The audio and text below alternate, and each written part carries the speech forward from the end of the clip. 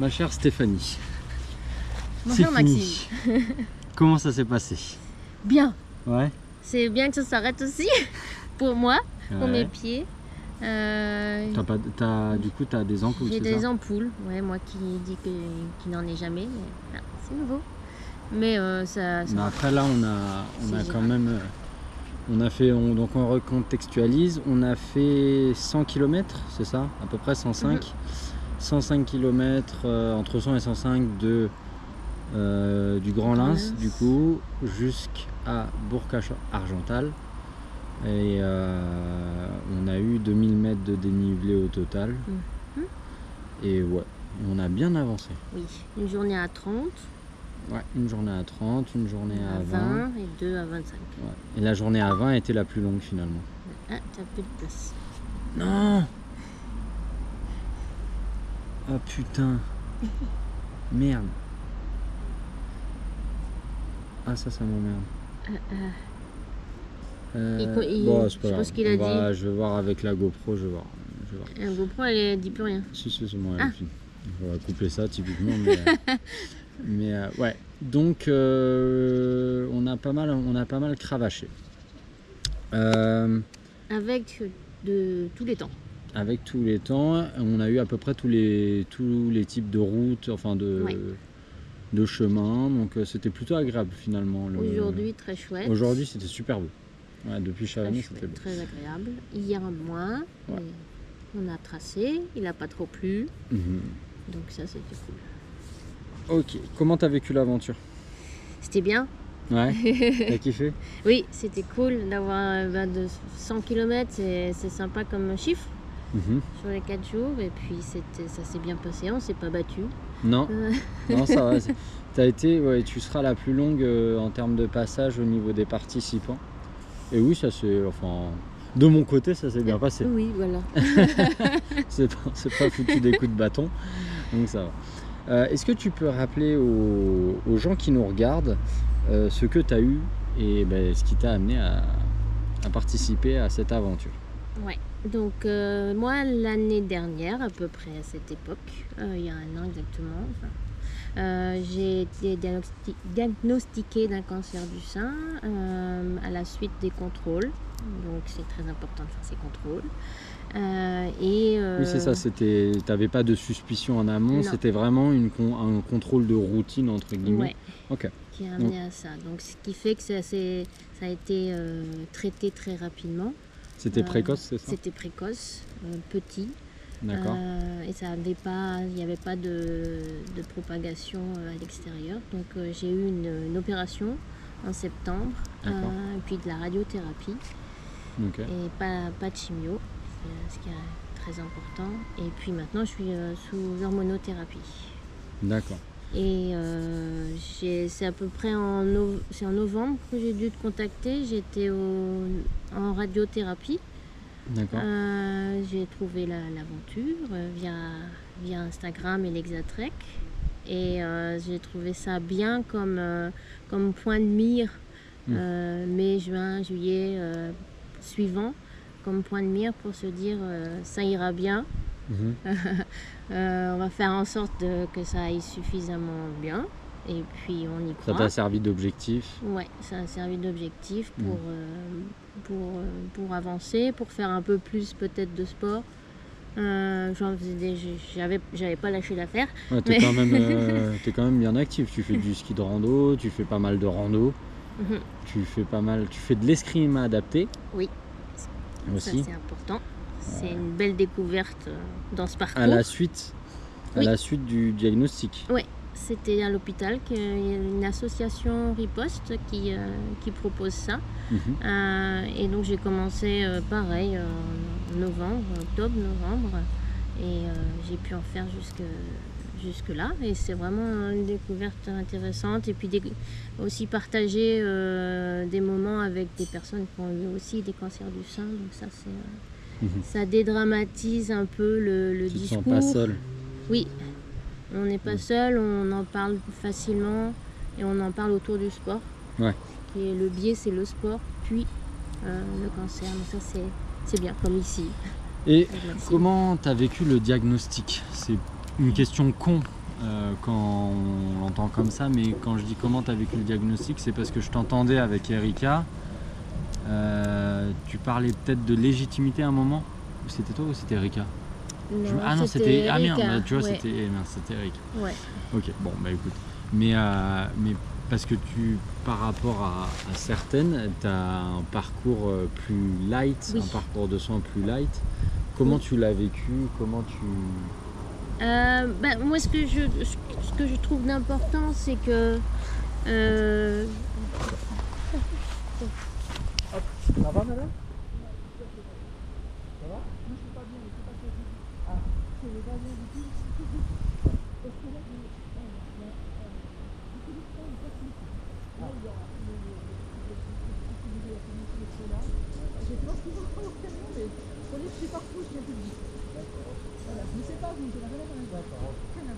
oh, ben, ça y est. Par contre, elle a pris un petit coup de tampon. Va falloir la cuter cette vidéo. Un petit peu. Donc t'en étais où? Excuse-moi. À propos du diagnostic. Ouais. Comment tu l'as vécu?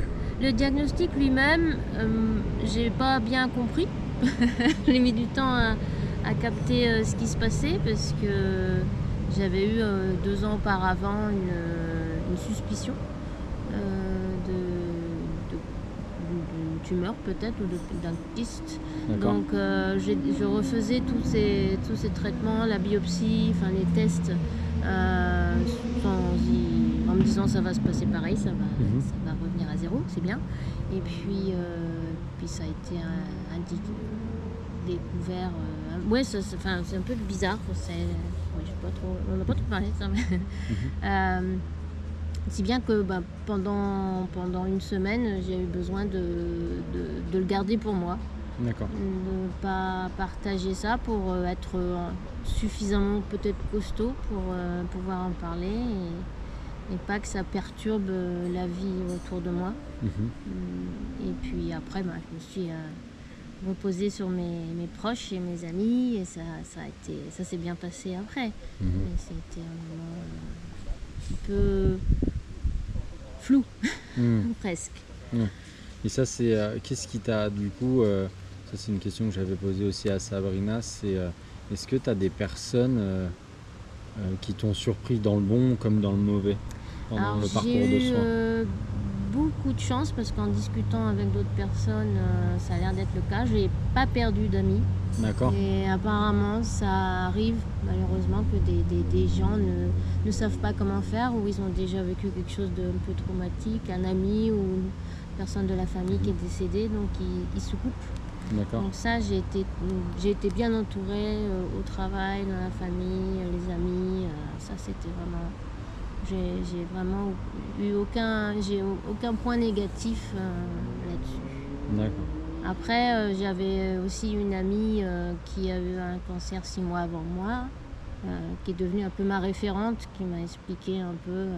Et ça, c'était très important. Ouais. Elle prenait la place d'un patient expert, comme on peut l'entendre de temps en temps. D'ailleurs, Jérôme, le prochain participant, est patient expert aussi. Donc ça, c'est vrai que ça guide et ça donne, ça rassure aussi. Ouais. Donc ça, c'est important. Et j'avais regardé justement les patients experts, c'est vraiment intéressant comme suite à donner à toute cette histoire. Oui, bien sûr.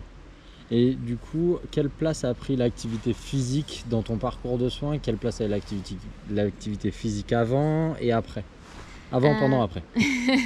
Avant, il y avait pas mal de rando, de la Zumba, pas au quotidien, mais en tâche de fond. Et puis du ski, pas d'escrime dans l'histoire. Mais t'as découvert ça pendant ça? Ouais. Après? Donc, oui. Bon, limite, je fais peut-être plus maintenant. D'accord. De manière un peu plus régulière, on va dire. Mais j'ai pas lâché le sport, je marchais un peu. Après j'ai repris, après la radiothérapie, j'ai repris doucement. J'avais fait du ski, j'avais fait de raquettes, en me disant voilà, on va y aller mollo. La première fois j'étais un peu inquiète de comment ça allait se passer, jusqu'à arriver maintenant. Et donc c'est vrai que c'était un diagnostic soft, mais c'est bien aussi de montrer qu'il ne faut pas paniquer dès le départ. Ça peut aussi bien se passer. Ça peut se passer un peu en douceur. C'est une opération, c'est pas rien non plus. La radiothérapie, ça brûle. Mais, et puis il y a les questionnements aussi liés au diagnostic. Enfin, ouais. Toi, tu as bien été accompagnée au niveau des... Parce qu'il y en a pour qui c'est vraiment très très brutal. Je pense au témoignage de Mimi, de Marie-Laurence. Elle, ça avait été... Ils avaient fait preuve de très peu de tact, très peu... Enfin voilà. Donc toi, ça... moi, on me l'a annoncé debout dans la salle d'IRM. Bon. Ah oui, donc toi aussi alors. Oui, ah ouais. Oui.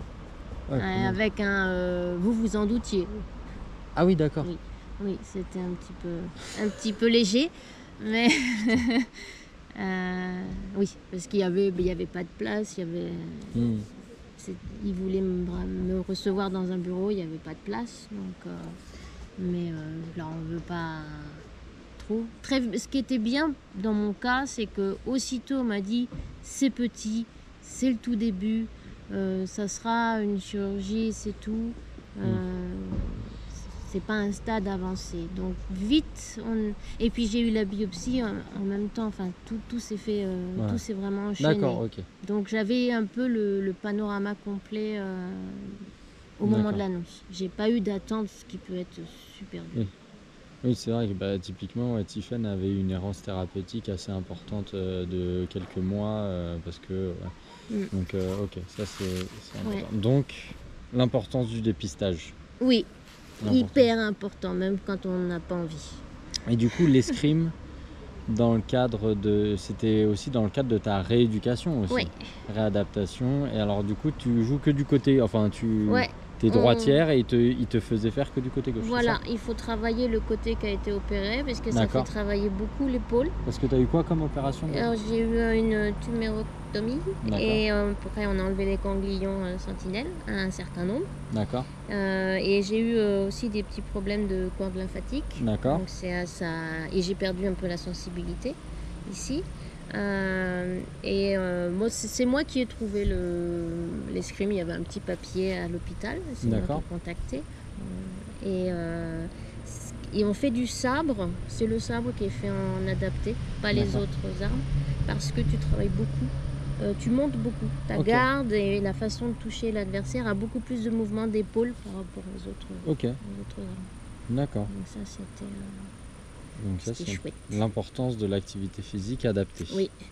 Et surtout de se dire qu'on a un coach qui sait ce que tu peux faire et qui va peut-être ça va te faire un peu mal, mais tu sais que lui, il gère l'effort et il va te dire d'arrêter, il va toujours écouter. Et on fait d'abord une petite séance d'échauffement qui font vraiment travailler comme il faut l'épaule et le haut. D'où l'importance des professionnels en la matière et en matière d'activité physique adaptée. Est-ce que tu as quelque chose à rajouter, ma chère Stéphanie? Je vais te remercier. C'était vraiment chouette. Ouais, grave. On a bien profité et puis les autres participants vont bien profiter aussi. Je te remercie. Bon courage. Merci à toi, c'était cool. La suite, c'est bon. Ça va glisser, tout est organisé, ça y est, c'est bon. Voilà. Tout est réorganisé, plutôt. Oui, c'est cool. C'est cool d'être sur Compostelle. C'est un bon esprit aussi.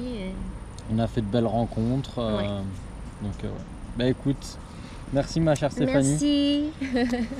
À bientôt, et puis voilà. Ciao. Yes.